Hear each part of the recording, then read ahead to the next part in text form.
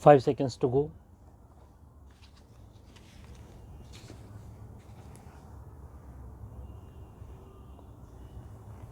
Start.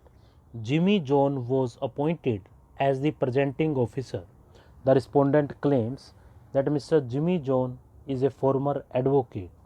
On 24th April 1984, the respondent wrote a letter to the manager, personnel department, Bank of Cochin, that he may be permitted to engage services of Mr. F.B., the organizing secretary of the All India Confederation of Bank Officers Organization, Kerala State Unit.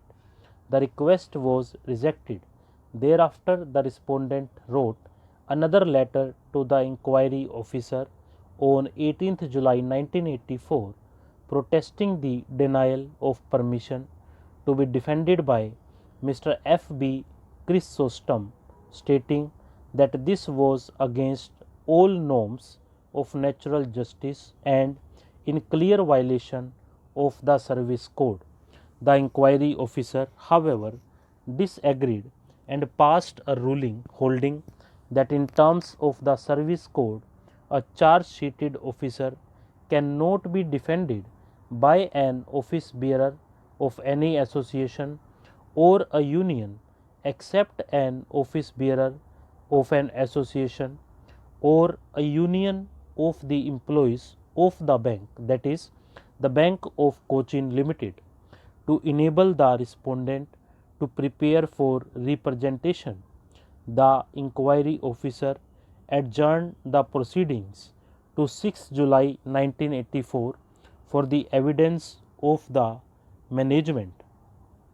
On 5th September 1984, the respondent requested a long adjournment, stating that he wanted to assail the order denying him services of Mr. F. B. Chrysostom before the board of directors. While the request for long adjournment was declined, the inquiry officer gave the respondent 2 weeks to approach the board and await their directions, making it clear that no further adjournment would be granted. On 20th September 1984, the respondent did not appear and sought postponement of proceedings for 1 week on medical grounds through his brother. This request was allowed and the inquiry was posted to 28 September 1984. On 28 September 1984, the respondent appeared and participated in the inquiry, in which statement of witnesses of the management were recorded.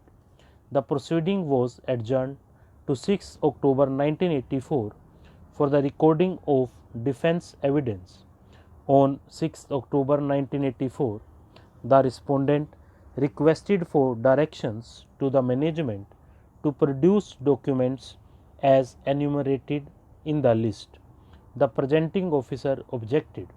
After due consideration, the inquiry officer directed the respondent to specify the documents indicating their relevancy in the context of his defense. On 17th October 1984, the respondent again raised a request to furnish documents claiming that they were specific in as much as he had stated the years to which the returns relate. Further, the respondent had his own reasons on how these documents were relevant for the inquiry. The inquiry officer passed a detailed order considering each document and held that they were unnecessary and irrelevant.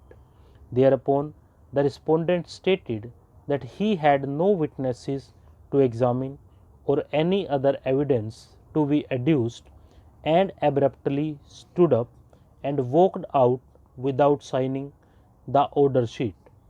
In his detailed report dated 14th January 1983, the inquiry officer referred to the irregularities committed and held that the respondent had made unauthorized advances beyond his discretionary powers without the sanction of the head office. In fact, the respondent had admitted violation of the head office instructions and the advances made were unauthorized. All the charges were held to be proved. By an order dated 18th April 1985, the chairman of the Bank of Cochin dismissed the respondent from service with effect from the close of working hours on that day itself.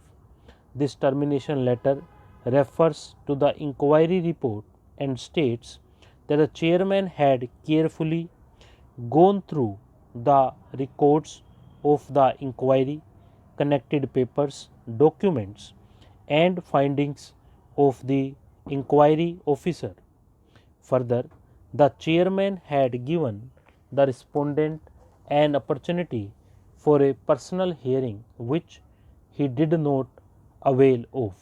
Instead, the respondent had sent a representation on 25th February 1985 which had been already duly considered. On 26th August 1985, the Bank of Cochin, a private bank, got amalgamated with the State Bank of India. Nearly 4 years and 5 months after his dismissal, the respondent filed a memorandum of appeal on 20th September 1989 before the Chief General Manager, State Bank of India, Local Head Office, Chennai, which appeal remained unattended and was not listed for hearing for over 9 years. The respondent did not represent or protest till 1998 when he filed OP of 1998 before the High Court. Stop.